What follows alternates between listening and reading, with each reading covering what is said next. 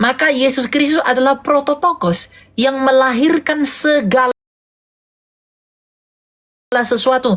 Makanya tadi di ayat 17 dikatakan, tidak segala sesuatu ada di dalam Dia. Dan ketika ciptaan, Yesus itu bukan ciptaan. Yesus itu adalah yang memulai seluruh ciptaan. Makanya di dalam Dia, segala sesuatu ada di dalam Dia, dan Ia lebih dulu ada daripada segala sesuatu. Kalau Ia lebih dulu ada daripada segala sesuatu, dan Dia itu ciptaan, berarti ayat itu berdusta. Karena Ia itu bagian dari segala sesuatu. Ayat itu jadi repot. Ya. Nah, sekarang ke Wahyu 3 ayat berapa tadi? 14. Oke. Wahyu Coba baca, 3 brother. ayat yang ke-14. Dan Ya. tuliskanlah kepada malaikat jemaat di Laodikia. Dan Inilah tuliskanlah firman kepada dari- jemaat di Laodikia, lalu Inilah firman dari Amin. Saksi yang setia dan benar, permulaan dari ciptaan Allah. permulaan dari ciptaan Allah. Bahasa Yunani di sana permulaan itu pakai apa? Arke. Arche. Arche itu digunakan juga nggak oleh Yohanes di Yohanes 1? Digunakan juga NRK. Oke. Kalau NHRH artinya ciptaan, berarti Yohanes 1 mengatakan bahwa firman itu adalah ciptaan dong. Kalau kita mengikuti pikiran mereka. Betul. Oke, sekarang buka ayat yang kedua, Yohanes 1 ayat kedua. Kalau NRH itu disebut ciptaan, maka ciptaan yang seperti apa di Yohanes 1 ayat 2? Yohanes 1 ayat 2. Iya, ia pada mulanya bersama-sama dengan Allah. Nah, ciptaan apa yang bersama dengan Allah? Kalau NRH diartikan dia ciptaan. Wow, wow, wow, wow. Loh, Luar biasa. iya dong, ciptaan apa yang bersama-sama dengan Allah? Kan kata Yunani yang digunakan di Wahyu 3 ayat 16 itu kan NRH juga kan? Kata NRK ini bisa saja permulaan atau bisa sumber gitu atau gimana? Atau menyatakan segala sesuatu dari dia? Dia itu permulaan, dia itu sumber daripada segala. Makanya dikatakan pada mulanya adalah firman. Firman itu bersama-sama dengan Allah. Makanya aku di sini aku lihat yang digunakan itu NRH itu kan sama juga yang digunakan oleh Yohanes karena yang menulis ini kan juga Yohanes. Ngebantah itu gini, tulisan Yohanes harus digunakan dengan cara berpikir Yohanes. Ya toh? Nah, kalau Yohanes di Wahyu 3 ayat 16 dikatakan permulaan dari ciptaan, NRH ya, NRH Teskithesos, kalau dia mengatakan Yesus itu ciptaan, maka Yohanes juga menggunakan yang sama di Yohanes 1. Tetapi di ayat 2 dia mengatakan ia bersama-sama dengan Allah. Nah, kalau mereka mengatakan Yesus adalah ciptaan, dan Yohanes juga mengatakan ia bersama-sama dengan Allah, ciptaan apa yang pernah bersama-sama dengan Allah? Compare-nya ke situ, kita apa namanya? Apple to apple, sandingkan tulisan Yohanes dengan argumentasi Yohanes juga. Kalau Kolose tadi ya itu tulisan Paulus. Oke, kalau gitu kita ke Wahyu. Makanya aku tulisan Yohanes ini nggak bawa ke tulisan Paulus, aku bawanya ke tulisan Yohanes juga. Betul. Yohanes di Wahyu menuliskan permulaan dari ciptaan. Kalau begitu, kalau permulaan dari ciptaan dimaknai kalau dia itu ciptaan, maka kita lihat tulisan Yohanes yang mengatakan ia bersama-sama dengan Allah dan tanpa dia tidak ada yang dijadikan. Bukankah tulisan Yohanes jadi kontradisi? Sebenarnya tidak kontradisi, akalmu yang tidak sampai untuk memahami. Ayat itu nggak ada kontradisi karena satu penulisnya, sama-sama Yohanes kan? Cuma memahami Wahyu 3 ayat 14 itu harus disejajarkan dengan seluruh pengetahuan teologi Yohanes. Bagaimana mengetahui teologi Yohanes? Baca di kitab Yohanes. Ini udah fair, udah selesai sebenarnya. Udah nggak ada yang repot-repot. Jadi Bro Elia, di situ dalam Keluaran 3 ayat 14 itu ada tertulis dalam bahasa Yunani itu ketisios di situ. iya, ketisios, betul. Itu ciptaan atau tindakan yang dilakukan itu atau gimana tuh? Kita buka ya. Keluaran. Baik. Di Wahyu 3 ayat 14 itu ada kata ketisios. Ya. Di situ apakah itu Yesus adalah ciptaan atau tindakan dari apa yang dia ciptakan? Bukan. Dia bukan ciptaan. Itu gimana? Dia yang menghasilkan ciptaan itu. Okay. Makanya di depannya kan dikatakan permulaan dari ciptaan Allah. Permulaan dari ciptaan Allah. Kalau permulaan dari ciptaan Allah, berarti dia kan yang memulai ciptaan. Betul. Nyambung nggak ucapan itu dengan Yohanes 1 ayat 3 itu? Sangat nyambung. Ya udah. Jadi nggak ada sebenarnya argumen yang cukup bagi saksi Yehova untuk mengatakan Yesus adalah ciptaan. Atau Arianisme gitu ya? Iya. Arianisme itu juga apakah memiliki pandangan sama dengan saksi Yehova? Kurang lebih sama, cuma kan saksi Yehova Arianisme hanya menyangkal keilahian Yesus. Hanya saja saksi Yehova lebih jauh, dia mengatakan Yesus itu hanyalah malaikat begitu. Cuma kalau Arian, dia menolak keilahian Yesus, tapi pada saat yang sama dia tidak menyimpulkan seperti yang disimpulkan oleh saksi Yehova. Meskipun sama-sama mirip sebenarnya, cuma modifikasinya jauh lebih sesat.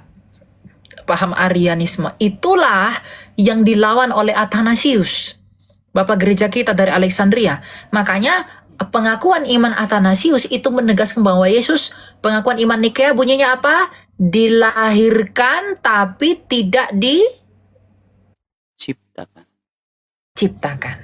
Dia memang dilahirkan tapi tidak diciptakan.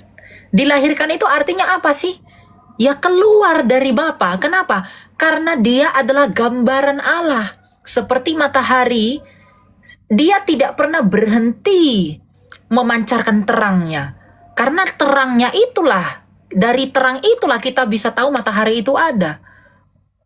Melalui cahaya matahari, kita tahu matahari itu ada. Nah, melalui firman, sang firman ini, kita bisa tahu Allah itu ada.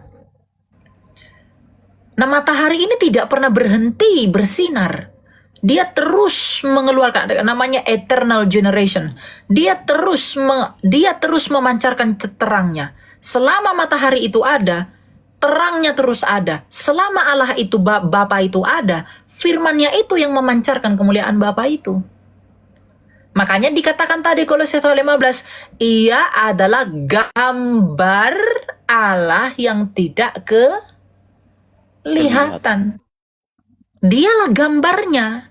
Jadi Yesus dilahirkan itu bukan satu momen.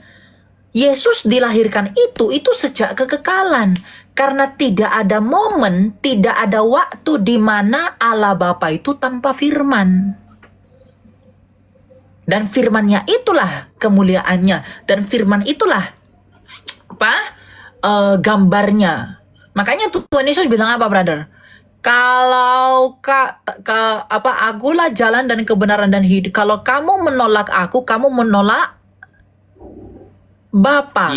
Kalau kamu menerima aku, kamu menerima Bapa. Karena dia dengan Bapa itu satu dalam keilahian, seperti cahaya matahari satu dengan matahari itu sendiri. Ya kan? Ya. Itu. Nih saya ada pertanyaan nih Bro Elia. Ada pertanyaan. Ya. Tadi kita kan berbicara tentang prototokos di dalam Kolose 1 ayat yang ke-15 kan? Apakah di dalam Mazmur 89 ayat 27 itu juga berbicara tentang prototokos yang sama atau gimana tuh? Mazmur 89 ayat 27. Ayat 27. Mazmur 89. Sehingga apakah supaya tidak membantah bahwa Yesus itu adalah ciptaan ya? Bahkan aku akan menjadikannya anak sulung yang tertinggi di antara raja-raja bumi. Kago prototokon tesomai auton hipsalom protois basilo, dan aku akan menjadikannya anak sulung. Ya, betul. Prototokos. Iya, prototokos di Septuagintanya ditulisnya prototokos. Dan coba perhatikan, Bro. Frasa paralel yang di sana anak sulung itu sejajar dengan apa? Yang tertinggi di antara raja-raja bumi. Diparalelkan kan? Oke. Betul. Betul. Coba baca ayat yang kamu punya. Apa dikatakan di sana? Oke. Aku pun juga akan mengangkat dia menjadi anak sulung, Mengangkat dia menjadi anak sulung yang maha tinggi di maha antara tinggi. raja-raja bumi. Di antara Berarti raja-raja bumi. di antara raja-raja bumi. Berarti statusnya sebagai anak sulung itu lebih tinggi daripada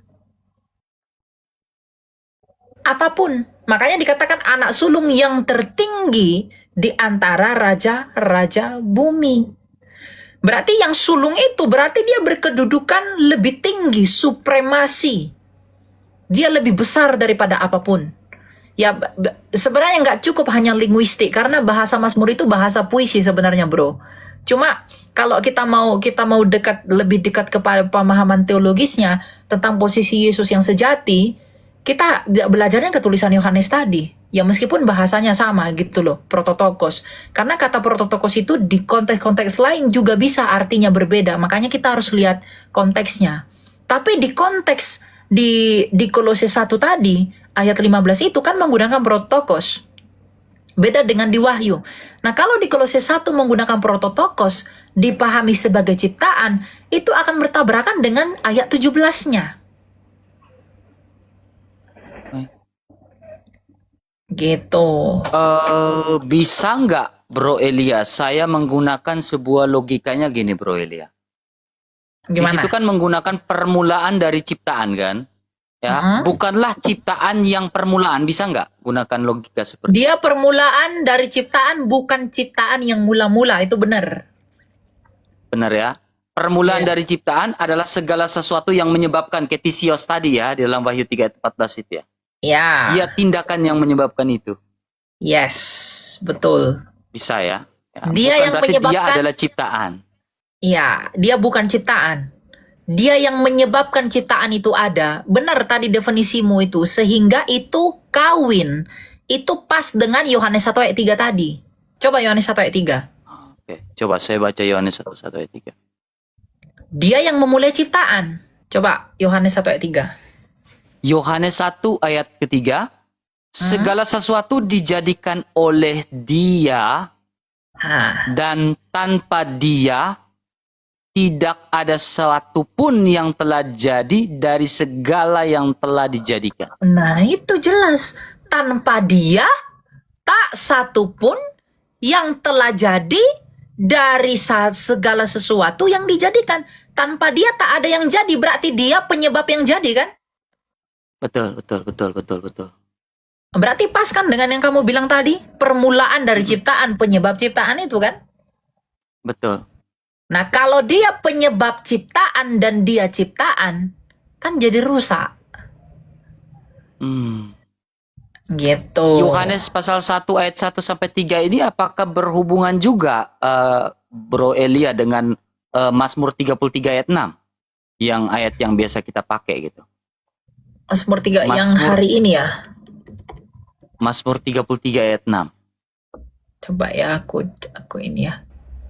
Mazmur 33 ayat 6. Dengan firman Tuhan, iya dong. Dengan firman Tuhan langit telah dijadikan dan dengan nafas mulut segala tentaranya, ya. Makanya tadi Kolose 1 ayat 16-nya coba baca. Oke. Kolose 1 ayat 16.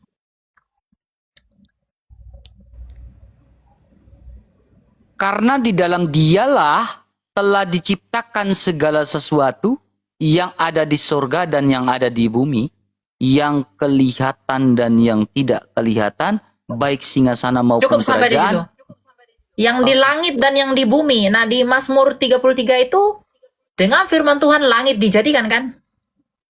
Betul sekali. Luar biasa sih Bro Lia, diberkati sekali ya teman-teman. Jadi sama kan?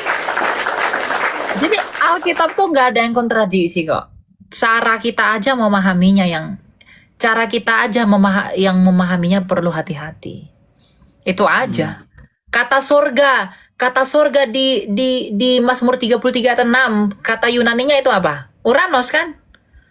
Uranus. Nah, kata sorga yang digunakan Kolose 1 juga Uranos kan? Uranus. Ya udah sama aja berarti. Gitu. Nih, Bro Elia, ini kita lebih masuk yang lebih detail lagi, Bro Elia, tentang dalam Kolose 1 ayat yang ke-15 ini, Bro Elia ya. Di dalam Kolose 1 ayat 15 itu, sabar, ini capta ini ya. Oke. Di dalam Kolose 1 ayat 15 itu berbicara tentang gambar Allah tuh. Oke. Ya, gambar Allah tuh. Itu kan menggunakan kata icon kan? Toteu kan? Oke. Dari ikon lah. Ikon lah ya, ikon. Nah, ini gambar Allah ini maksudnya seperti apa nih, Bro Elia? Gambar Allah, ikon Toteo ya. Gambar dan rupa Allah itu sebenarnya begini. Gambar Allah itu sebenarnya sama digunakan di Kejadian 1 ya. Ayat berapa itu ya? 26. Ya. Gambar Allah itu yang diciptakan menurut Salem. Jadi gambar itu artinya representasinya Allah. Jadi manusia itu kan diciptakan menurut gambar dan rupa Allah. Jadi Yesus ini, jadi gimana ya jelasinnya, Bro? Kita itu diciptakan menurut gambarnya Allah, dan gambarnya Allah itu Yesus kan. Nah, ketika dia disebut gambar Allah, artinya apa? Kita ini diciptakan menurut polanya dia. Makanya begini, pertanyaan begini, kenapa yang menjadi manusia itu bukan Roh Kudus? Mengapa yang menjadi manusia itu firman Allah? Mengapa bukan Bapa? Mengapa bukan Roh Kudus? Mengapa firman Allah menjadi manusia? Mengapa firman Allah yang menjadi manusia? Karena kita diciptakan oleh firman Allah menurut gambar dan rupa Allah. Manusia diciptakan menurut gambar Allah. Oke? Dan Yesus firman Allah adalah gambar Allah. Kolose 1 tadi. Nah, ketika kita yang diciptakan menurut gambar Allah ini rusak, maka gambar Allah itu sendiri yang datang untuk memperbaikinya. Itulah firman Allah. Luar biasa. Loh iya. Jadi kalau orang tanya, kenapa bukan Roh Kudus menjadi manusia? Kenapa bukan Bapa? Kenapa firman Allah? Karena firman Allah adalah gambar Allah. Dan manusia diciptakan menurut gambar Allah. Dan ketika kita rusak, ketika kita gagal, yang diciptakan menurut gambar Allah ini, maka gambar Allah itu sendiri yang datang untuk memperbaiki kita. Luar biasa. Luar biasa. Ya, jadi gambar Allah yang dimaksudkan di sana adalah pola penciptaan itu. Itu yang membuat kita tuh khas. Itu yang membuat kita tuh berbeda. Manusia itu.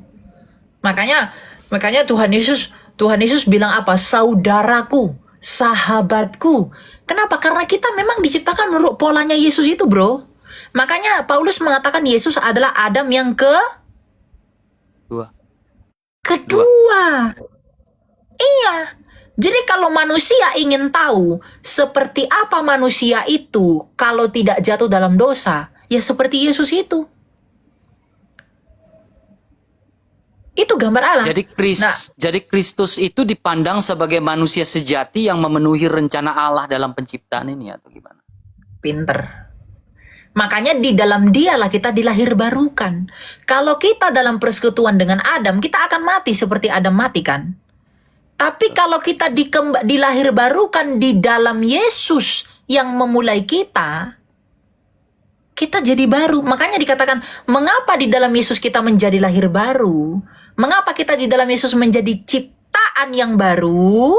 Karena kita dicipta menurut gambarnya Dia. Karena kita dicipta menurut Dia. Makanya di dalam Dia kita bisa baru. Logikanya gini, Bro. Aku misalnya apa ya saya bilang ya. Nih, ini katakanlah ini kertas, oke? Nih, ini stempel. Oke, ini stempel. Ini bukan punya saya ya. Ini stempel. Ini stempel polanya bulat ya, bulat. Kalau misalnya saya stempel di sini satu pola, bentuknya bulat kan? Nah, bentuk bulat ini mengikuti bentuknya ini kan, bro? Betul. Betul. Nah, ketika gambar bulat di sini katakanlah mulai rusak, bagaimana caranya membuat jadi baru? Maka ini harus saya tempelkan balik agar dia baru. Oke. Nah, Stempel ini ya. seperti firman Allah, ini seperti firman Allah, ini manusia. Firman Allah ini diciptakan menurut gambar dan rupa Allah. Oke? Adam. Oke? Adam. Ketika Adam ini rusak, firman Allah itu yang datang menjadi manusia lagi. Makanya Adam kedua itu Yesus. Ngerti nggak maksudku? Ngerti. Iya, karena kita diciptakan menurut pola ini loh, pola firman Allah ini. Ini polanya. Nih, ini penciptanya firman Allah kan? Oke, Adam, firman Allah menciptakan Adam. Bentuknya bulat, maka Adam yang diciptakan pun bulat, manusia sempurna. Dan ketika Adam ini rusak, maka firman Allah yang membentuk pola Adam ini menempel kembali kepada manusia itu agar dia menjadi baru. Dan yang baru ini itulah Yesus. Makanya kita perlu dilahirkan kembali dari Yesus. Amin. Amin. Agar kita bisa diterima oleh Allah. Luar biasa. Makanya Nah, ini Alkitab kita di dalam mengatakan, Kejadian silakan lanjut. ini saya lanjut ya. Makanya makanya di dalam Yesus kita disebut sebagai ciptaan yang baru.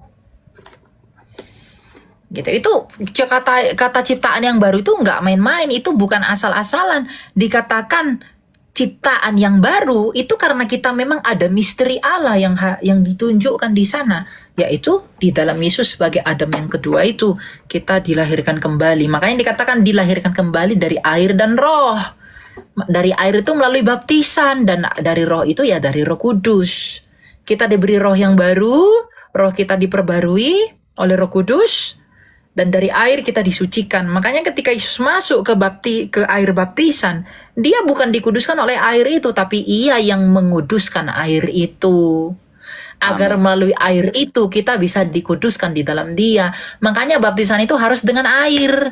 Tapi metodenya nggak usah pusing. Mau percik kek, mau selam kek, mau tuang kek, itu ndak urusan. Tapi harus dengan air. Formulanya dalam nama Bapa dan Putra dan Roh Bapa Kudus. dan Anak dan Roh Kudus. Betul. Tidak ada embel-embel lain lagi. Nggak ada. Nggak ada ya. Nggak ada topping. Oke, bro. Ya. Oke. Ya. Ya. Oke, Bro Elia. Ini dalam Kejadian 1:26 ini kan dari berhubungan dengan yang kita tarik dari Kolose 1 ayat yang ke-15 kan, tentang gambar Allah, lalu kita tarik ke Kejadian 1 ayat 26. Ya kan? Nah, di situ menggunakan kata kita ini apakah ini Tritunggal atau yang lainnya gitu, Bro Elia? Iyalah, itu Tritunggal itu. Wajib itu Tritunggal. Apakah Kristus sendiri tidak pernah mengatakan bahwa ini adalah Tritunggal kita ini? Kristus Maksudnya? menyampaikan, memverifikasi, ya. Kristus memverifikasi bahwa Kejadian 1:26 ini Tritunggal atau enggak gitu. Halo. Kristus pernah ngomong gini nggak? Saya lupa ayatnya di mana. Bapa, biarlah mereka menjadi satu sama seperti kita adalah satu. Oh, Yohanes 17 ayat 22 ya. Baca dulu. Coba saya baca ya.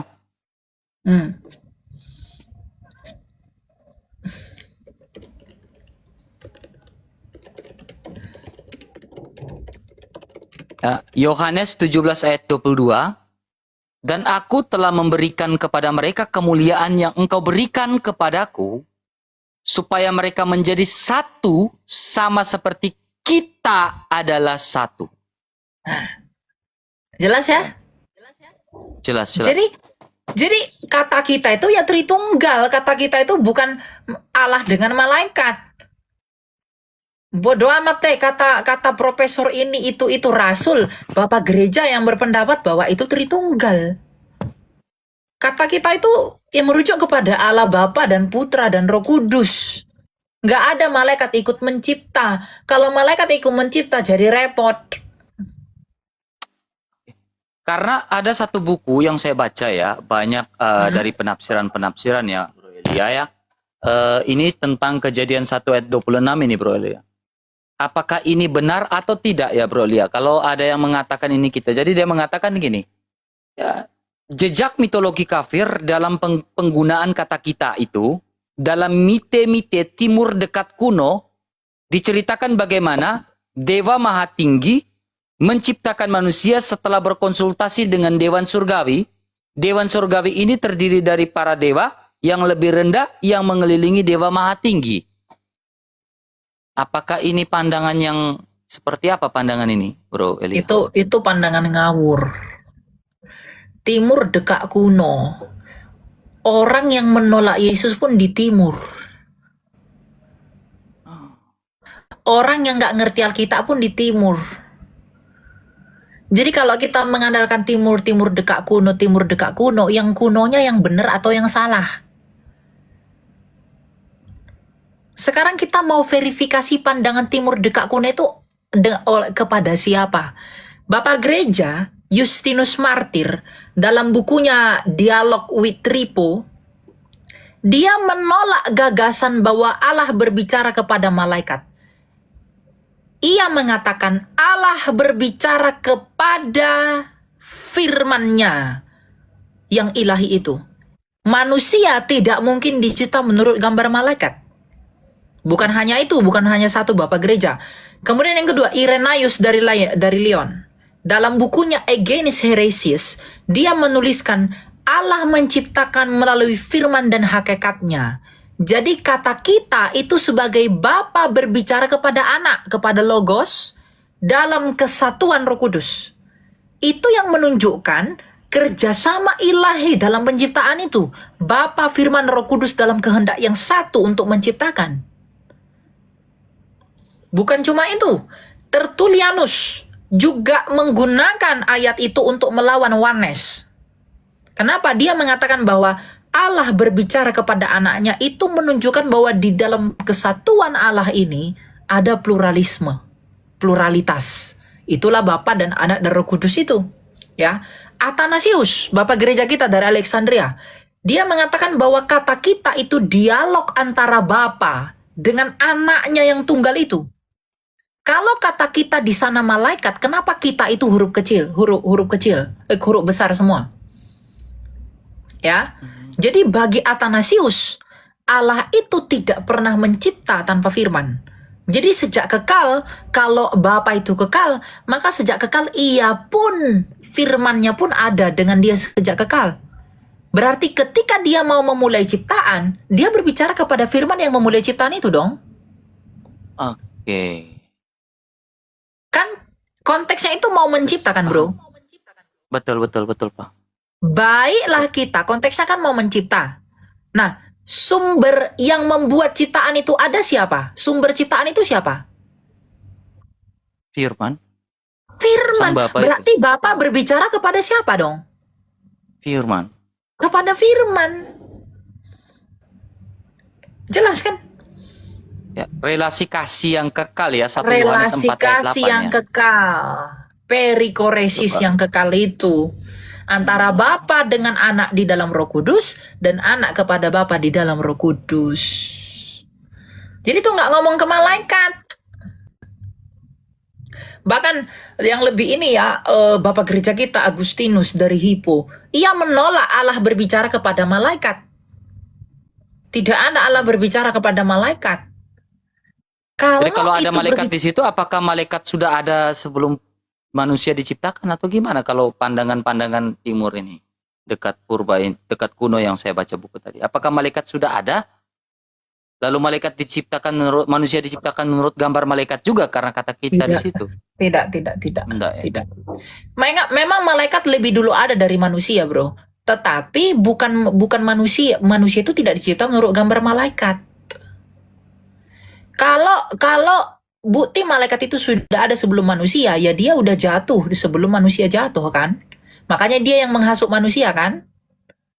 Tetapi bukan kita, bukan menurut gambar malaikat kita diciptakan. Kalau kata kita itu dipahami Allah dengan malaikat. Jadi repot nanti, Alkitab itu jadi rusak kalau kata kita itu Allah dengan malaikat. Gitu. betul. Jadi kata kita itu ya Allah dengan anaknya, dengan Yesus Kristus, dengan Sang Firman. Ya Allah Tritunggal lah itu. Allah Tritunggal ya, bukan yang Simpel, lain-lain ya ini ya. simpel. Jadi hubungan Simpel. kalau salah memahami Kolose 1 ayat 15 ini berdampak juga ke Kejadian 1 ayat 26 ya, Bro Elia.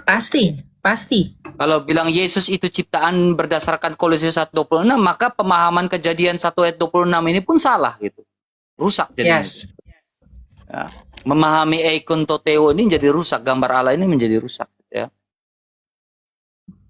Ya. Luar biasa Betul. teman-teman ya. Betul ya. Rusak ya. Oke Bro Elia, saya mungkin memberikan 3 kesempatan kepada 3 orang untuk bertanya kepada Bro Elia nih, ya. Ya. Yes, 3 orang. Boleh ya Bro Elia ya? Oke. Boleh ya? Oke. Silakan bagi teman-teman yang ingin naik dan bertanya kepada Bro Elia tentang materi yang kami sampaikan itu, silakan ya, 3 penanya ya, 3 penanya ya. Ya. Halo, Shalom. Shalom Tias. Halo. Tias. Halo Ibu Tias, selamat malam. Halo Ibu Tias. Oh, halo. Ya, baik silakan. Ada pertanyaan untuk Bro Elia terkait dengan materi yang disampaikan oleh saudara kita Elia. Oke, terima kasih. Saya kira cukup jelas apa yang sudah disampaikan Kak Elia. Terima kasih banyak.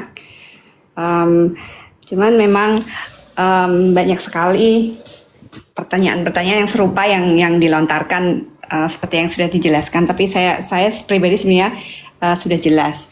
Cuman saya rada melenceng sedikit pertanyaannya, nggak apa-apa ya? Sesuai dengan tema Bu, tentang Yesus ciptaan atau bukan. Oke, mungkin agak nyerempet aja gitu. Saya masih agak bingung dengan, saya tahu bahwa Tuhan Yesus adalah Sang Pencipta, tapi apa kaitannya dengan Melkisedek? Apakah Melkisedek itu sesuatu yang diciptakan juga? Atau apakah dia kedatangan Tuhan yang sebelum yang 2000 tahun yang lalu? Atau apa misinya gitu? Jadi masih ada kaitannya dengan penciptaan dan ciptaan itu sendiri juga. Oke. Baik, betul. Terima kasih. Bro Elia, pertanyaannya jelas? Ya. Baik, silakan. Ya, Melkisedek itu siapa itu Melkisedek? Jadi Melkisedek itu apa? Dalam Ibrani 7 ya, Bro. Dikatakan bahwa dia itu ya boleh dibaca Ibrani dulu 7, Ibrani 7. Saya bacakan. Ya, saya lupa ayat berapa itu Ibrani 7 itu. Coba cari-cari dulu lah. Ibrani 7 Melkisedek apa gitu. Dari situ kita akan coba belajar ya. Ibrani 7 ayat 1. Iya, coba baca. Ya. Sebab Melkisedek adalah Raja Salem. Sebab Melkisedek adalah raja, benar. Sebab Melkisedek adalah Raja Salem. Oke. Salem itu artinya damai ya, damai, raja damai ya. Ya, lalu? Dan Imam Allah yang Maha Tinggi. Imam Allah yang Maha Tinggi. Ia pergi menyongsong Abraham ketika Abraham kembali dari mengalahkan raja-raja dan memberkati dia. Oke, ia pergi kepada Abraham menyongsong. Ya, lalu? Menyongsong Abraham ketika Abraham kembali dari mengalahkan raja-raja dan memberkati dia. Oke, dan memberkati Abraham. Lalu? Lanjut ya? Iya, lanjut. Kepadanya pun Abraham memberi 1/10 dari semuanya. Menurut arti namanya Melkisedek adalah pertama-tama raja kebenaran dan juga Raja Salem, yaitu Raja Damai Sejahtera. Raja kebenaran dan Raja Damai Sejahtera, yaitu Raja Damai Sejahtera. Di Alkitab siapa yang menyebut dirinya kebenaran dan Raja Damai? Yesus. Jadi siapa Melkisedek itu? Melkisedek itu adalah teofaninya Yesus Kristus sendiri sebelum dia jadi manusia. Teofani itu artinya penampakannya Allah. penampakannya Kristus sebelum dia menjadi manusia. Itulah Melkisedek itu. Makanya dia Jadi menemui Salem siapa itu tadi? bukan tempat ya? Salem, Bukan Raja tempat ya, Salem. Raja Salem itu damai bukan itu, tempat raja ya? kebenaran itu. Maksudnya? Oke. Bukan Gitu. tempat, bukan merujuk pada suatu tempat ya? Tidak. Lalu gini bro, Tidak. dia katanya menemui siapa? Abraham. Yesus pernah berkata apa? Sebelum Abraham telah Abraham bersuka cita karena ia Bapakmu telah melihat Abraham telah melihat aku hari itu. aku. Yesus mengatakan sebelum Abraham ada, aku ada, dan ia bersuka cita karena ia telah melihat hariku. Kapan dia bersuka cita? Karena dia, Yesus sendiri telah memberkati Abraham. Yaitu Yesus. Cuma belum datang dalam inkarnasi, tapi datang dalam penampakan. Makanya dikatakan tidak punya silsilah, tidak punya bapak, tidak punya ibu. Dan tidak diketahui asal-usulnya dari mana kan Melkisedek itu kan? Coba baca lagi. Melkisedek bukan ciptaan juga ya? Bukan. Coba Bukan. apalagi baca lagi ayat-ayat berikutnya, Bro. Dikatakan tentang Melkisedek tadi. Oke, saya lihat ada lagi di Ibrani 6 ayat 20 nih, berbicara tentang Melkisedek. Di mana Yesus telah masuk sebagai perintis bagi kita ketika ia menurut peraturan Melkisedek menjadi imam besar sampai selama-lamanya. Ia menjadi imam besar untuk selama-lamanya menurut peraturan Melkisedek. Itu dari Mazmur 110 ayat 4 kalau nggak salah. Coba baca. Mazmur 110. Oke, betul. Mazmur 110 ayat yang keempat. Dicatat ya Bu ya ayatnya. Mazmur 110 ayat 4. Tuhan telah bersumpah dan ia tidak akan menyesal. Engkau adalah imam untuk selama-lamanya menurut Melkisedek. Nah, berarti sudah dinubuatkan kan? Betul. Bahwa dia, Yesus, Sang Firman itu adalah imam besar menurut peraturan Melkisedek. Nah, Ibrani 7 ayat 3 dikatakan, coba baca bro. Ayat 3. Saya baca. Ibrani 7 ayat yang ketiga. Ia tidak berbapa, tidak beribu, tidak bersilsilah, harinya tidak berawal, dan hidupnya tidak berkesudahan. Dan karena harinya tidak berawal. Siapa yang mengatakan akulah yang awal dan yang akhir? Sang Firman. Yesus. Lanjut lagi. Ya. Dan karena ia dijadikan sama dengan anak Allah, ia tetap menjadi imam sampai selama-lamanya. Karena ia dijadikan sama dengan anak Allah, ia menjadi imam selama-lamanya. Melkisedek dibilang menjadi imam selama-lamanya. Padahal imam besar kita selama-lamanya hanya satu, yaitu Yesus. Berarti Melkisedek adalah Yesus itu sendiri.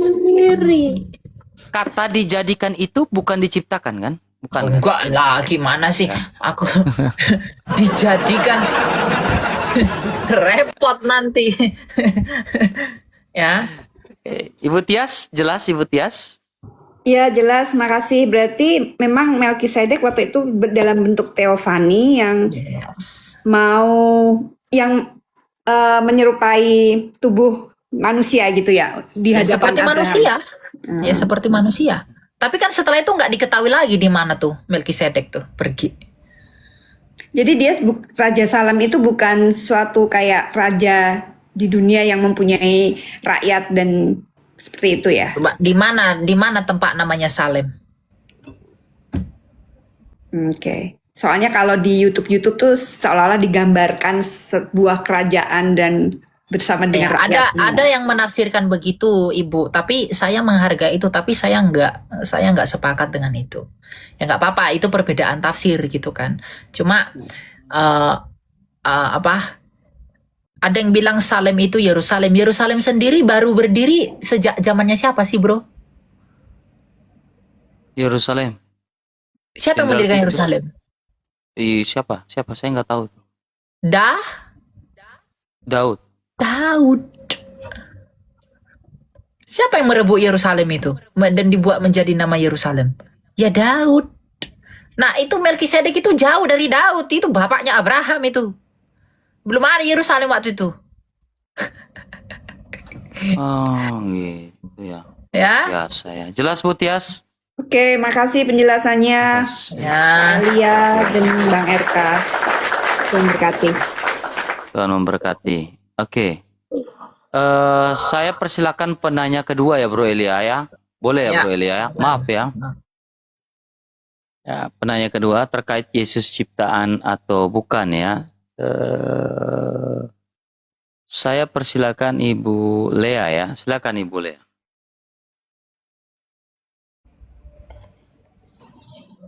Shalom. Shalom. Salve. Shalom. Salve. Salve. Saudara. Salve juga. Ya. Tadi aku monitor, aku dengar mengenai malaikat ya. Malaikat itu kan diciptakan, malaikat sudah ada sebelum manusia diciptakan. Tapi malaikat itu kan ada dua ya, Saudara Elia. Ada yang jahat, ada yang iblis ya, setan itu ya. Satu pertanyaan saya satu itu. Terus yang kedua, Roh Kudus. Kalau Tritunggal Maha Kudus itu kan Bapa, Putra dan Roh Kudus. Roh Kudus itu kesatuan berarti ya dengan Tritunggal itu. Berarti beda dengan malaikat. Itu yang saya mau tanyakan. Terima kasih. Oke. Malaikat itu sejak semula tidak ada yang jahat. Tuhan menciptakan malaikat itu untuk maksud yang baik. Nggak ada yang jahat. Jadi Tuhan nggak pernah ciptain setan. Mengapa dia disebut setan? Karena dia menyalahgunakan kehendak bebasnya. Maka ketika dia jatuh, di Yesaya 14 itu dia telah jatuh, hai putra fajar. Maka dari situlah disebut Lucifer, yang diterjemahkan oleh Jerome dari kata Vulgata itu. Hillel bin Shahar itu loh. Ya, jadi ketika dia jatuh baru dia disebut setan. Jadi Tuhan tidak pernah ciptakan setan. Ya, jadi malaikat itu nggak ada dua jenis. Malaikat itu hanya satu. Dan malaikat itu makhluk roh. Malaikat itu semua baik. Cuma kehendak bebas yang ada pada malaikat itu membuat malaikat itu memberontak. Dan ketika mereka memberontak, mereka berdosa. Nah, karena mereka makhluk roh, maka dosanya nggak bisa diampuni. Inilah mengapa orang setelah mati itu nggak bisa lagi bertobat. Karena apa? Pengampunan ada, Ibrani 9 ayat 22, melalui penumpahan darah. Makanya orang kalau udah mati nggak bisa lagi dia bertobat. Kenapa? Orang bertobat itu ketika dia masih punya daging. Dan rohnya di dalam daging. Nah, karena malaikat itu makhluk roh dan dia berdosa, maka dosanya immortal, tidak bisa terampuni. Dan karena tak bisa terampuni, maka mereka terbuang dari surga. Itu yang pertama. Yang kedua, masalah Roh Kudus. Roh Kudus ini sopo sih? Ya. Roh Kudus ini adalah rohnya Allah, hidupnya Allah, hayatnya Allah. Nah, hidupnya Allah ini hidup. Hidupnya Allah ini menghidupi. Coba Ayub 33 ayat 4, Bro RK. Baik. Ayub 33 ayat 4. Ayub 33 ayat 4, firman Tuhan. Roh Allah telah membuat aku dan nafas yang maha kuasa membuat aku hidup. Roh Allah membuat kita. Dan nafas Allah membuat kita hidup. Roma 5 ayat 5 kalau nggak salah. Roma 5 ayat 5. Roma 5 ayat yang kelima. Dan pengharapan tidak mengecewakan karena kasih Allah telah dicurahkan di dalam hati kita oleh Roh Kudus yang telah dikaruniakan kepada kita. Kasih Allah telah dicurahkan oleh Roh Roh Kudus. Roh Kudus. Berarti tugas Roh Kudus itu mencurahkan Kasih. Kasihnya. buktinya apa? Ketika Yesus dibaptis, ada Roh Kudus nggak bentuk burung merpati, bro? Ada. Iya. Apa ucapan Bapa? Inilah Inilah anak yang Kasihi kepadanya lah aku Berkenan. berkenan. Jadi Roh Kudus itu mencurahkan kasih. Kasihnya Bapa kepada anaknya dicurahkan melalui rohnya itu. Anaknya kepada Bapa dicurahkan melalui Roh Kudus itu. Makanya buah roh itu hanya satu. Apa itu? Kasih. Dan Kasih. bentuk kasih ini ada 9. Lemah lembut, sukacita, macam-macam. Buah roh itu hanya satu. Kasih. Karena Allah itu kasih. Karena Allah itu kasih. Luar biasa ya. Ya. Jadi siapa Roh Kudus ini? Ya, Roh Kudus ini adalah rohnya Allah yang menghidupkan. Dan Roh Kudus ini adalah mencurahkan kasih. Makanya kasihnya Bapa, dia mengasihi anaknya di dalam Roh Kudus. Makanya ketika Yesus dibaptis dan Bapa mengatakan inilah anak yang kukasihi, ada Roh Kudus di sana untuk mencurahkan kasih itu. Ya, 1 Korintus 2 ayat 11. Kalau nggak salah. 1 Korintus 2 ayat 11. 11. Siapa gerangan di antara manusia yang tahu bahwa apa yang terdapat dalam diri manusia selain roh manusia sendiri yang ada di dalam dia? Demikian pula lah tidak ada orang yang tahu apa yang terdapat di dalam diri Allah selain roh Allah. Tidak ada yang tahu di dalam diri Allah selain roh Allah. Nah, orang bisa percaya kepada Yesus karena siapa, bro? Karena Allah. Roh Karena Kudus. roh Allah. Roh Kudus disebut sebagai Penolong. Jadi mengapa kita bisa mengerti Allah? Mengapa orang bisa percaya Yesus hanya karena Roh Kudus? Karena Roh Kuduslah yang memahami Allah. Hanya Roh Kuduslah yang tahu Allah. Sebagaimana roh kita yang tahu kita, maka hanya roh Allah yang tahu siapa Allah.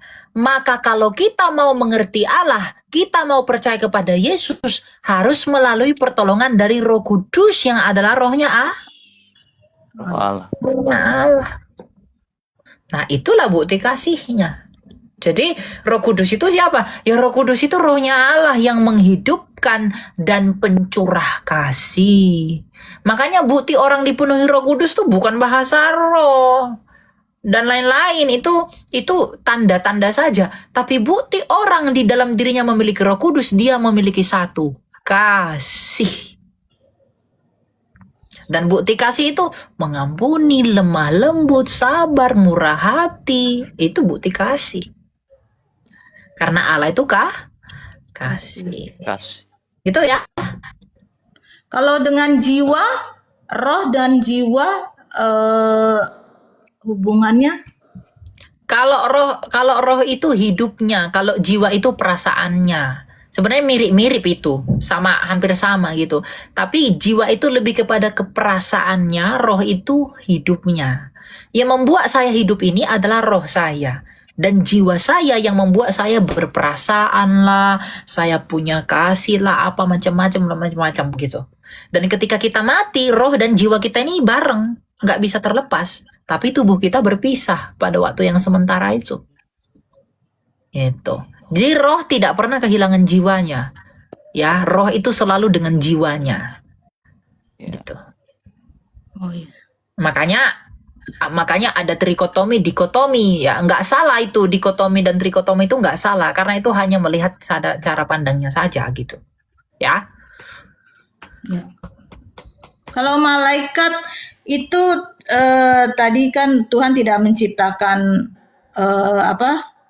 iblis atau setan, tapi karena malaikatnya yang menyimpang dari ajaran itu ya, menjadi iblis itu kan. Nah, malaikat itu berarti ada di dua tempat ya, ada di surga dan ada di neraka, begitukah? Ya, malaikat-malaikat yang tidak taat itu ya akan dilemparkan di gua-gua gelap. Kita lihat ayatnya ya. Coba Bro RK 1 Petrus 2 ayat 11 kalau nggak salah.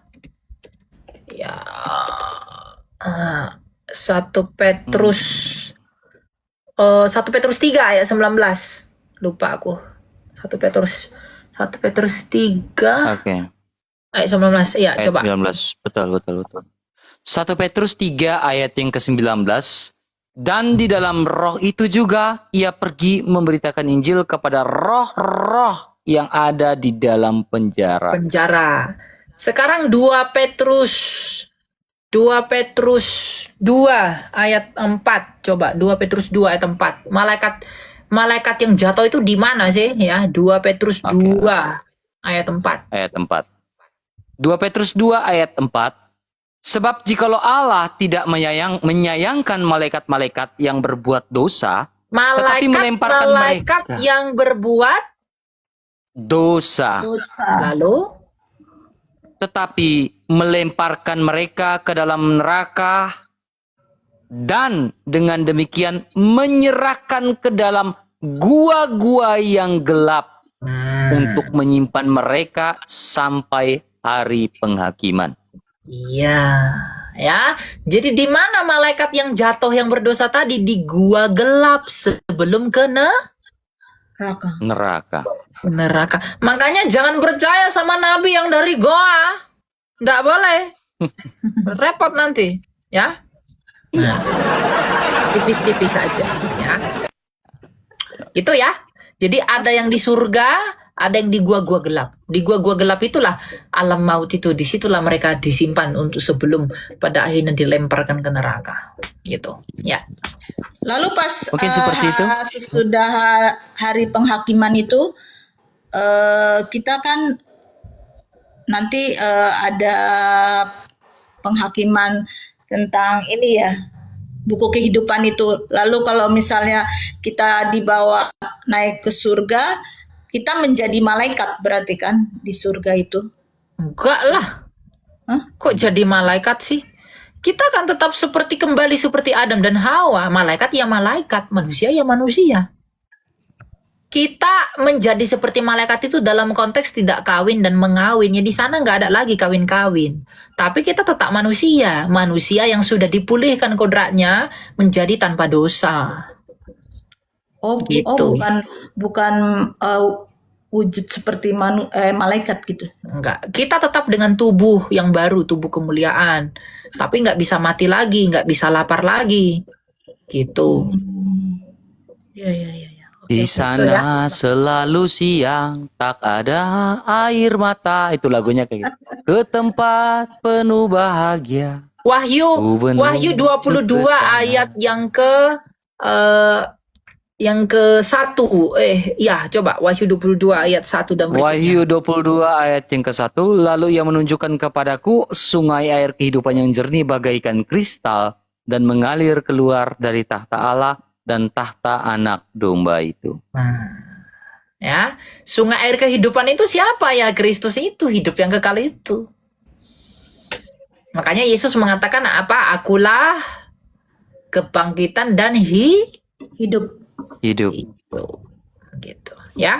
Baik Ibu, kita ganti dengan penanya-penanya lain lagi Bu ya. Baik. RK, terima kasih banyak Bu. Salve. Dan Yesus juga pernah mengatakan apa bro sama perempuan Samaria bro? Akulah air kehidupan. Barang siapa yang percaya kepadaku. Ia tidak akan kehausan lagi kan? Kehausan, karena air yang kuberikan kepadamu adalah air yang terpancar sampai pada kehidupan yang kekal. Betul. Luar biasa. Jadi air kehidupan itu yang Kristus Tuhan kita itu. Luar Ya. biasa Bro Elia ya. Diberkati sekali kami malam ini ya, room ini ya.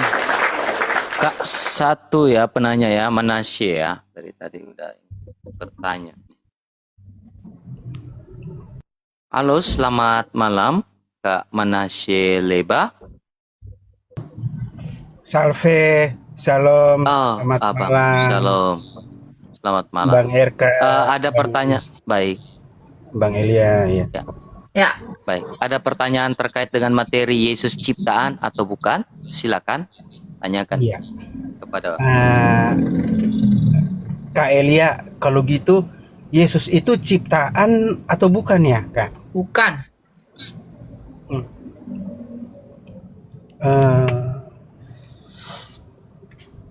Eh, kalau gitu gimana Kak nih mengenai tubuhnya itu, tubuh dagingnya dia itu ciptaan atau bukan Kak? Oh ya, kalau tubuhnya itu memang ciptaan, tapi bukan ciptaan dari kodrat manusia ya. Bukan ciptaan seperti menciptakan manusia, bukan menciptakan manusia yang rusak, bukan. Ya kalau dia tidak ciptaan, bagaimana dia menembus Adam yang adalah ciptaan itu? Tubuhnya ya, tapi pribadinya tidak loh.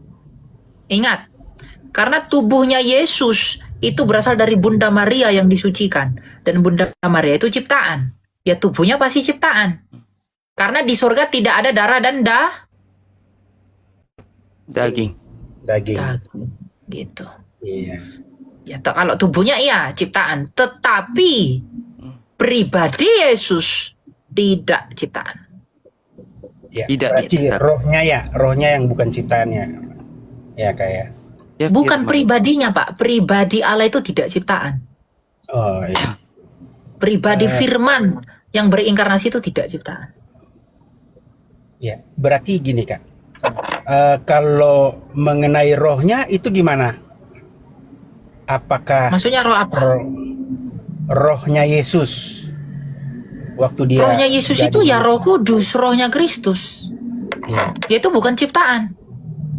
Ah, ada satu roh atau ada dua roh Kak? Kayak kan kalau dia kan jadi manusia ya.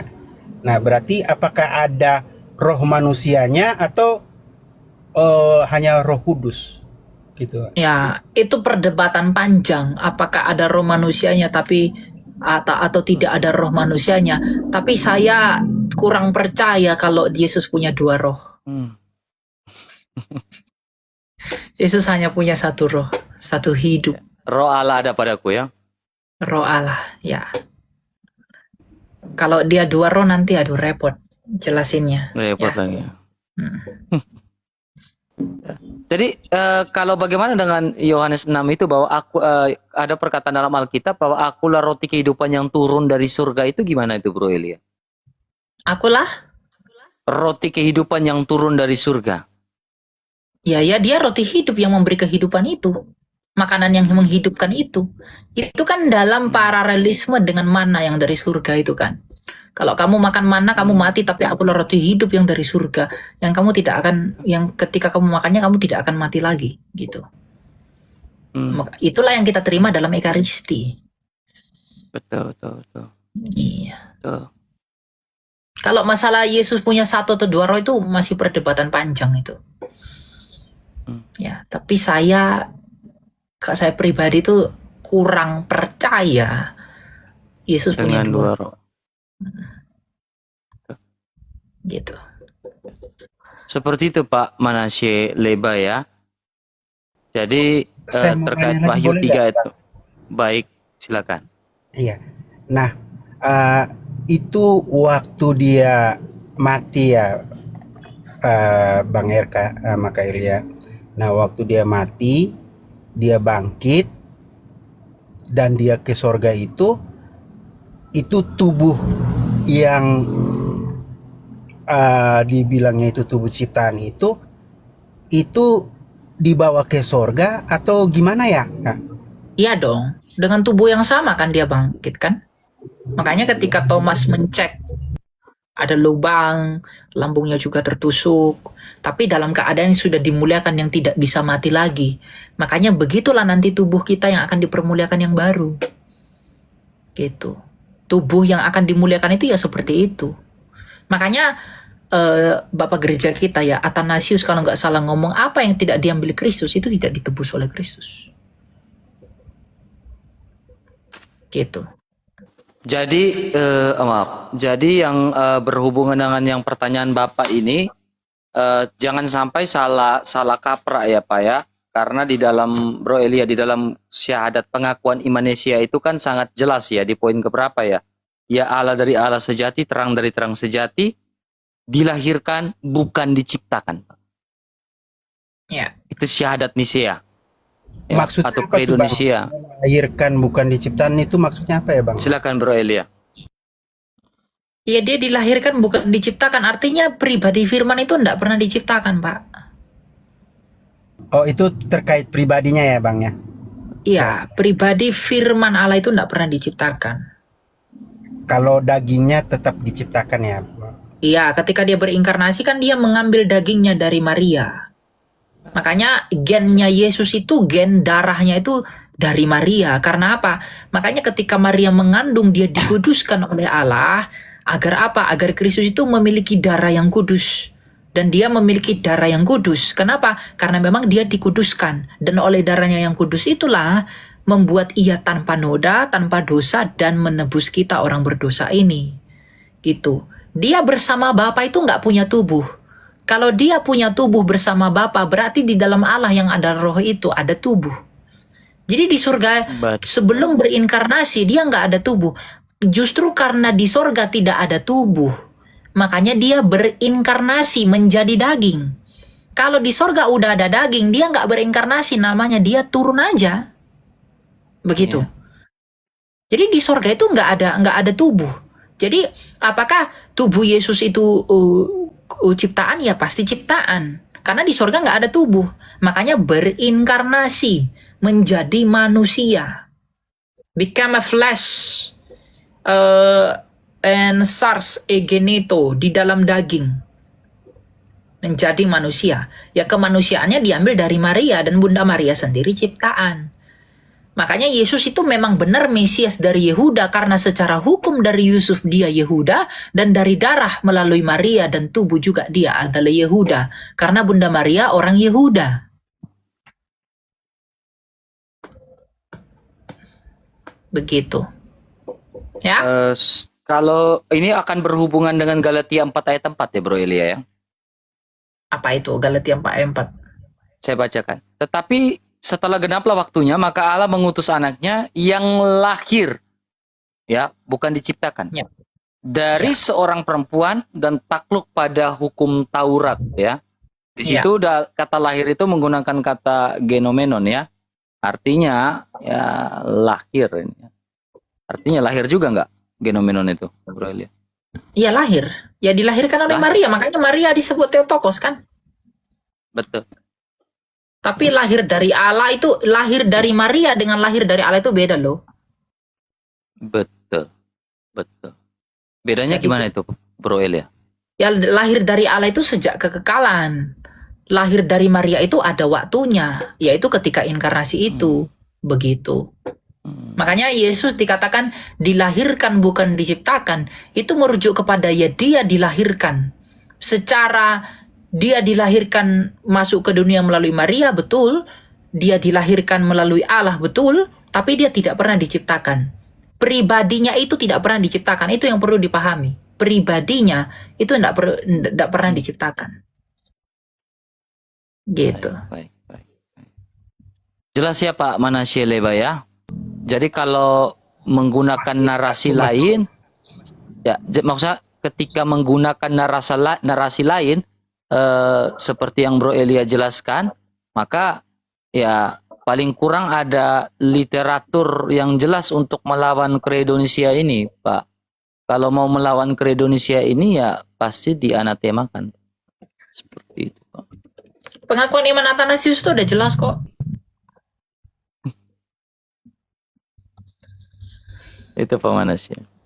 Iya, Bang, kalau nanti waktu dia datang ke dunia ini Bang ya, kayak itu nanti dia pakai tubuh yang mana Bang? Maksudnya yang waktu tubuh daging yang ada di bumi itu, atau gimana ya Bang ya? Maaf. Itu Maksudnya? aku agak Tubuh kemuliaan tadi tuh yang di Bro Elia jelaskan. Silakan Bro.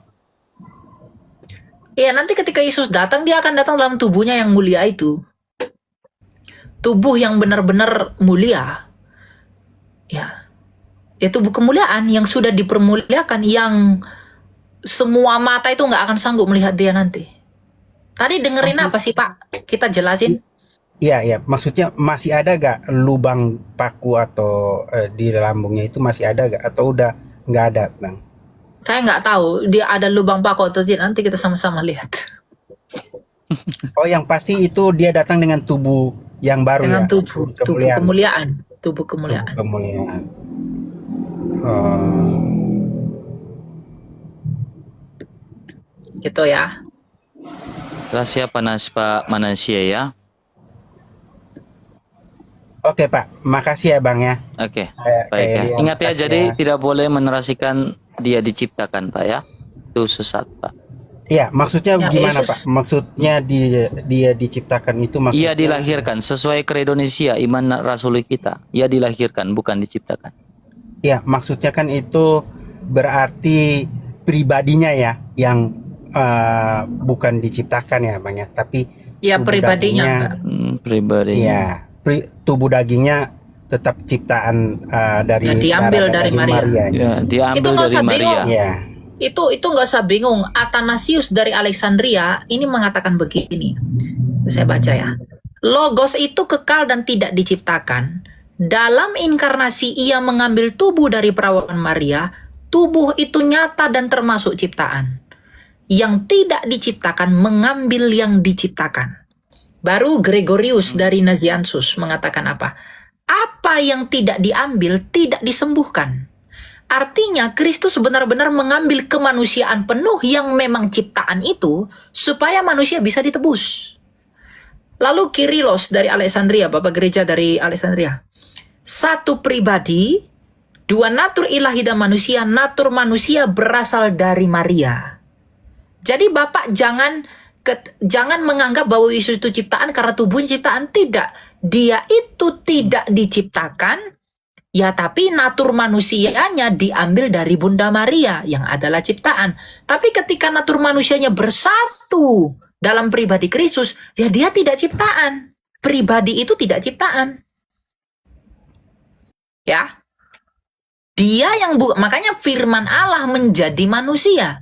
Kalau dia di sorga udah punya tubuh, dia nggak perlu menjadi manusia.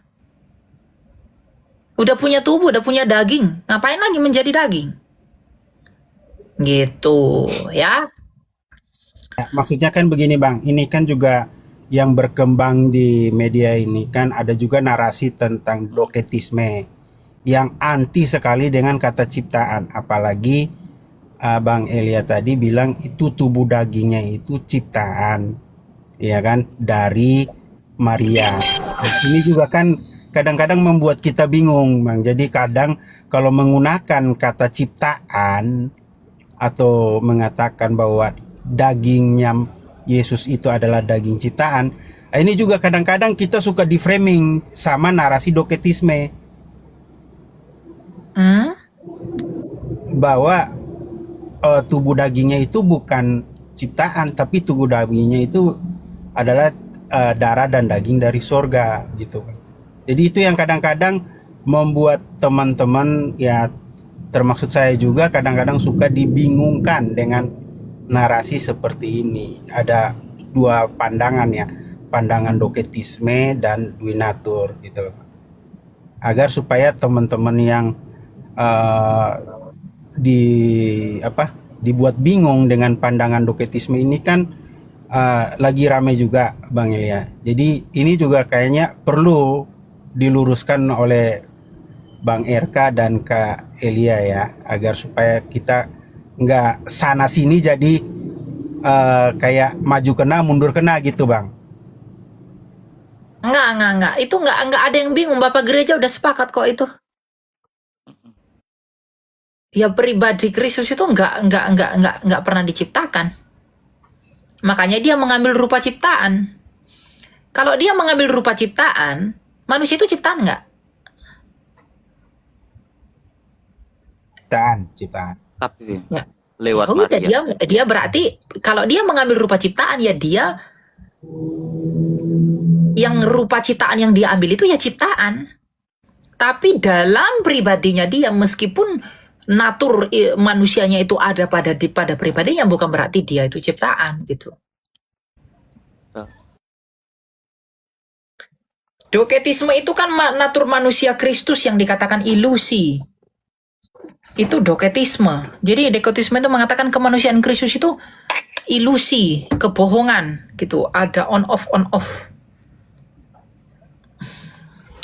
Nah, kita tidak memahami itu. Nah, kalau tubuh Kristus itu bukan ciptaan, loh itu repot lagi. Gimana jelasinnya? Kalau tubuhnya nggak ciptaan, lalu mengapa dia menjadi tubuh? Kalau dia udah punya tubuh, ngapain dia jadi tubuh? Menjadi manusia lagi begitu. Dan ingat, Yesus itu mati menurut Bang RK, Yesus itu mati karena apa? Karena dibunbun atau karena menyerahkan nyawanya? Menyerahkan nyawanya. Iya. Yesus itu tidak mati karena dibunbun seperti kita. Saya bisa mati karena dibunbun. Tapi Yesus mati karena dia dibunbun gimana pun, dia nggak akan mati kalau ia nggak menyerahkan nyawanya. Makanya dia menyerahkan nyawanya ketika dia makan, ya Bapa, kepadamu kuserahkan nyawaku, baru dia mati. Paham ya Pak Manasya ya? Karena Maria itu ciptaan. Tetapi yang bagaimana juga seperti itu ya Pak Manasya? Ya betul. Paham ya Pak Manasya? Ya, masalahnya begini Bang, karena kan tema tentang tubuh daging ini ciptaan ini kan jarang dibahas. Jadi kadang kita juga. Apakah Bapak berpendapat bahwa Yesus pribadi, Yesus adalah ciptaan? Oh enggak, saya percaya. Oke. Ya clear kalau begitu. Udah. Itu udah clear. Pegang sampai matilah. Hendaklah engkau setia sampai mati dengan pengajaran Rasulis seperti itu, Pak. Clear itu, Pak. Jangan tergoyangkan dengan ajaran-ajaran lain lagi. Oke, Pak ya. Thank you, Pak ya. Ya, makasih. Tuhan memberkati. Dan Kak Elia, makasih. God bless. Ya. Baik. Kak Elia, ini sudah 3 penanya, Kak Elia. Apakah ada diskon 1 orang lagi atau gimana? Oh ya, atau silakan. Kak Elia ada? Saya kasih diskon 1 orang ya. Ya. Saya kasih diskon 1 orang ya. Yang bagus. Coba Jody Boy, coba. Siapa? Baik. Halo Bang Jody Boy. Shalom. Terkait dengan Shalom. Selamat malam Bang RK, Bro Elia.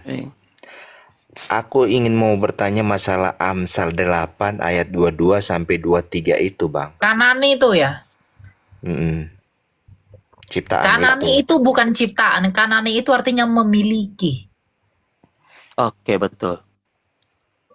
Ia memiliki aku. Hikmat itu kan, sang hokmah itu kan? Ya, Kanani itu artinya memiliki, bukan menciptakan. Jadi dalam bahasa Ibrani itu diartikan sebagai memiliki, bukan menciptakan. Ya, memiliki. Gitu bukan. Bang Jody Boy. Oh, memiliki ya, bukan menciptakan dalam bahasa Ibrani ya? Bukan, karena bahasa Ibrani Kanani. Tanani. Oh, ngerti. Iya, sang hikmat. Yang ayat 23 itu gimana? Apa ayat 23-nya? Saya bacakan ya. Iya. Sudah pada zaman purbakala aku dibentuk, pada mulanya pertama sebelum bumi ada. Iya. Gitu. Apa yang aneh dengan ayat itu? Pada mula pertama sebelum bumi ada. Ya. Aku dibentuk pada mula pertama. Gitu kan. Ya, dia dibentuk kan bukan berarti dicipta.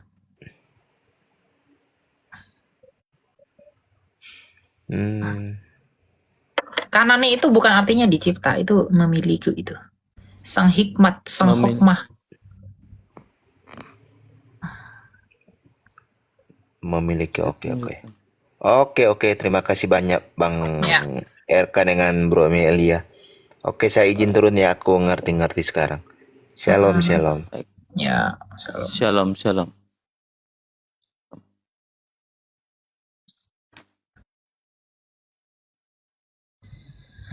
Kita ini bayar orang jadi narasumber. Saya naik, udah 4 penanya. Enggak lah, enggak bayar lah. Buat apa bayar-bayar mah?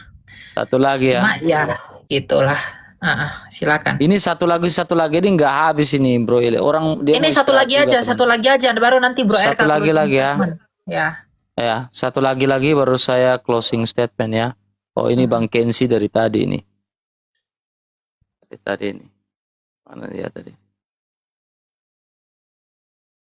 Satu lagi saya naik ini. Mana tadi siapa ya? Tadi itu Gracia. Mana Gracia? Udah dari tadi minta naik ya. Silakan.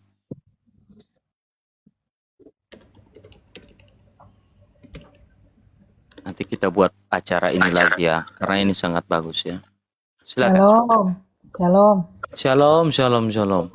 Iya, saya mau tanya untuk memperdalam aja sih.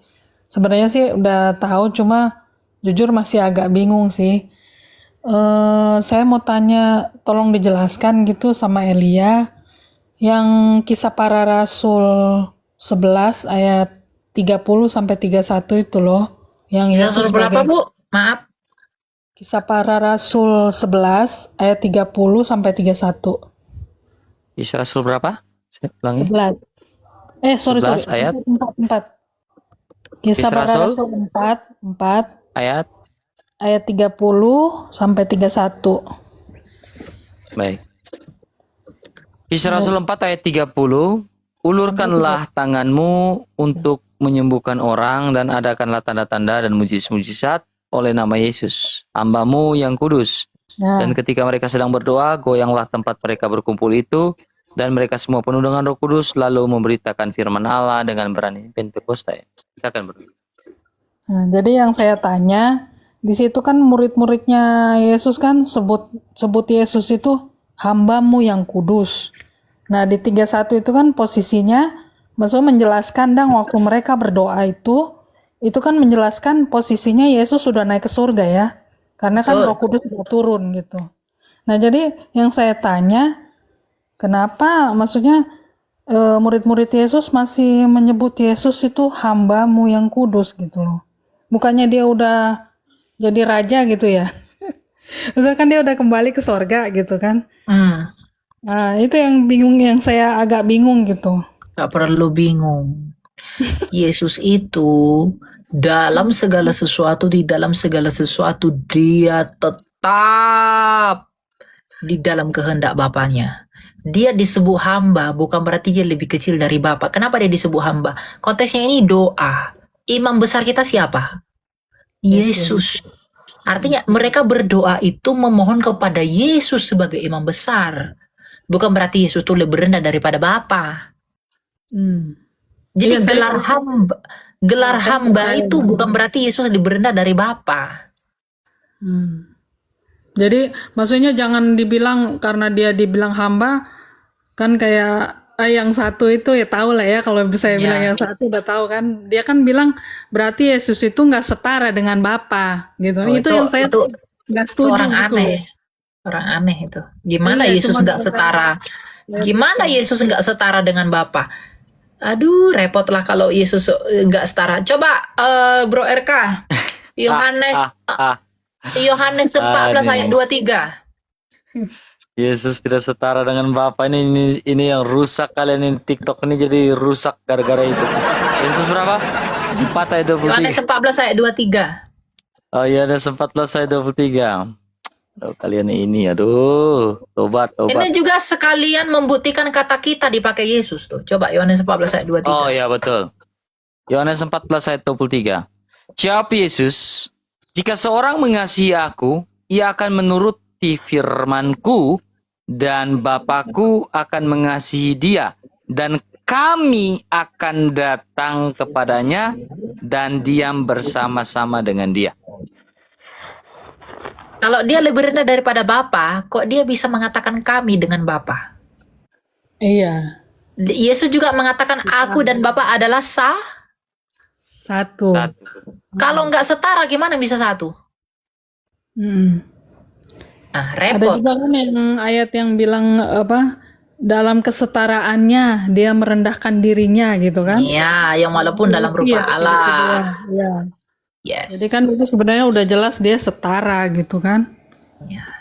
Jadi yang Cuma ya aneh-aneh yang bilang Yesus lebih rendah itu nggak usah diikutin. Jujur aja ya. Nggak usah cuma mau diikutin. cuma mau mempertegas saja gitu kan supaya Ya. supaya yang bela-bela dia itu ngerti lah gitu. Iya, nggak apa-apa. Mau ada yang bela dia, mau ada yang nggak bela dia, tugas kita cuma kasih tahu yang benar. Kalau dia membela yang salah, mati-matian karena orangnya bukan demi kebenaran, dia yang rugi, bukan kita kan? Iya. Ya udah, ngapain repot? Kalau mereka mau bela yang salah hanya karena FOMO dan euforia karena lebih ini ya urusanmu gitu. Saya nggak jujur aja ya di hadapan Tuhan, tidak take a jealous, tidak ngambil nggak banget karena nggak ada yang lebih mahal dari kebenaran. Nggak ada yang lebih mahal dari Amin. kebenaran. Jujur. Untuk apa? Untuk apa kamu punya banyak penonton, katakanlah begitu, lalu punya banyak audience, tapi kamu kasih makan racun, dan yang kamu kasih makan racun itu seneng-seneng, padahal nggak tahu itu racun gitu loh. Ngerti nggak maksudku? Jadi nanti Yesus ini ketika dikatakan lebih rendah, mengapa hambamu yang kudus di sana? Karena Yesus menjalankan fungsi keimamatan. Karena dia imam besar kita kepada Bapa. Ya, Yesus mengatakan apa? Tak seorang pun yang dapat datang kepada Bapa kalau tidak melalui aku. Berarti dia pengantara kita yang esa itu kepada Bapa kan? Iya. Imam besar Repot. Bersihinnya repot, capek. Makanya jangan aneh-aneh lah ya, jangan Jangan capek aneh-aneh. lah Elia, karena dia aja semangat tuh, jadi orang semangat juga gitu. Tidak apa-apa Bu ya. Oke, seperti itu ya Bu Grace ya. Oke, makasih Bang RK sama Elia Miron. Oke. Ya, Tuhan Yesus berkati ya. berkati ya. Dan berkati. Shalom. Shalom. Shalom. Ini Bro Elia, sebelum saya mengakhiri diskusi kita ini Bro Elia, jikalau bapak-bapak gereja itu bisa ditanya di zaman sekarang nih Bro Elia, ditanya, apakah saksi Yehova atau Arianisme sesat? Apa jawabannya Bro Eli? Sesat. Tahu nggak Nikolaus itu? Nikolaus. Santo Nikolaus. Ya, yang jadi Sinterklas yang lahir di Patara itu loh. Oke. Dia nggak cuma ngebantah si Arius itu, dia tampar si Arius itu. Saking cintanya dia pada kebenaran. Luar biasa ya. Nah, kita ini sekarang hari ini, kita cuma ngasih tahu kamu salah, kita dituduh menghakimi. Kalau Nikolaus hari ini ada, bukankah orang-orang ini bilang Nikolaus itu iblis karena nampar? Yes. Karena kasar. Iya. Pasti dibilang iblis kan si Nikolaus itu kan? Santo itu. Iya. Betul. Kalau repot bro mereka kita. kan di abad kedua abad kedua baru ada satu, tapi itu nantilah kita berdua diskusi. Repot, jadi repot gitu. Jadi kita hari ini entah mengapa kita mengatakan yang benar, kita dibilang iri. Tapi entah apa yang mau diiriin gitu loh. Terus kita dibilang pansos, kita dibilang cari nama. Apa maksudmu apa ngomong begitu? Sebelum itu ada, sebelum aksi kemarin itu viral, kita sudah berkali-kali mengatakan Yesus setara dengan Bapa. Amin. Amin. Sebelum dia Puji nama ngomong, Tuhan. sebelum dia ngomong Yesus tidak setara dengan Bapa. Coba cari videoku tahun 2023. Sudah mengatakan Yesus setara dengan Bapa. Amin. Jadi nggak ngerti aku kadang sama orang-orang yang, tapi ya memang sih kata Tuhan Yesus akan Selalu nanti ada di segala akhir zaman.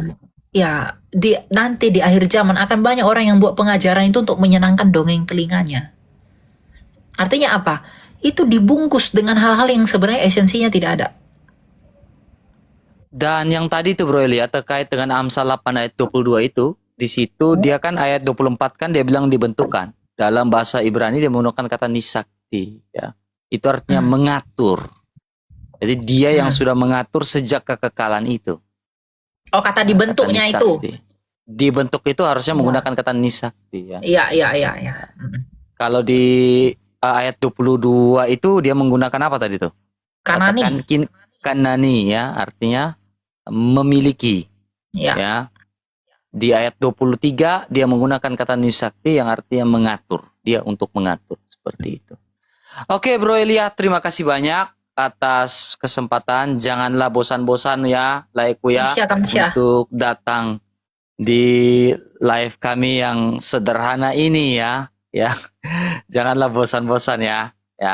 Terima kasih banyak teman-teman ya. Kita memberikan aplaus yang ya luar biasa, apresiasi buat bro kita Elia ya teman-teman ya. Kamsia, thank you semua teman-teman.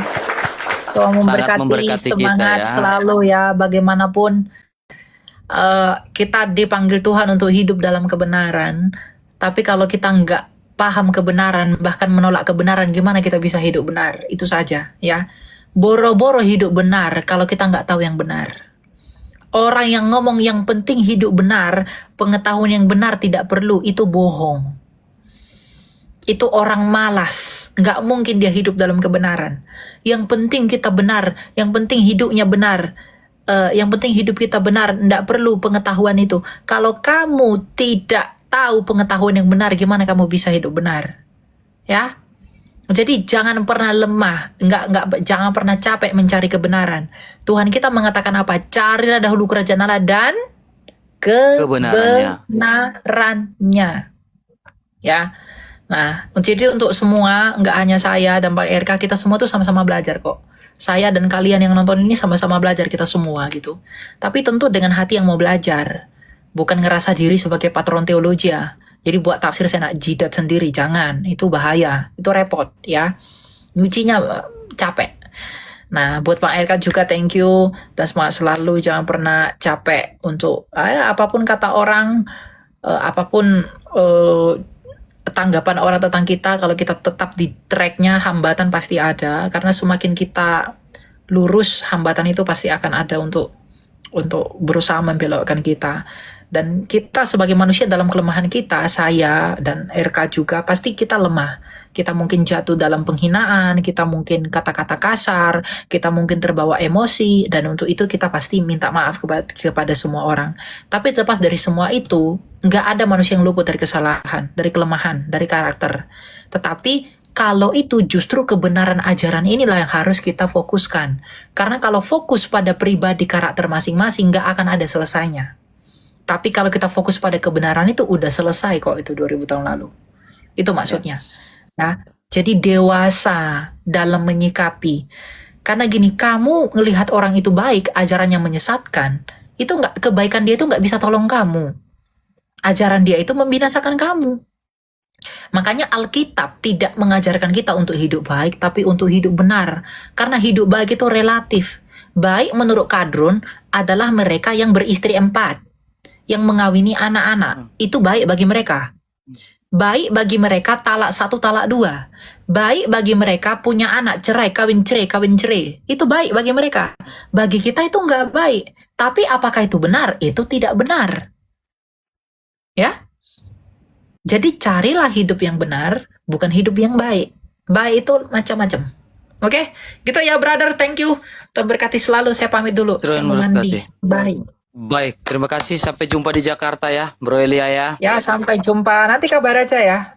Just call me. Oke, siap. Saya izin turun ya, Laiku. Mau lihat gudang? Mau lihat ya.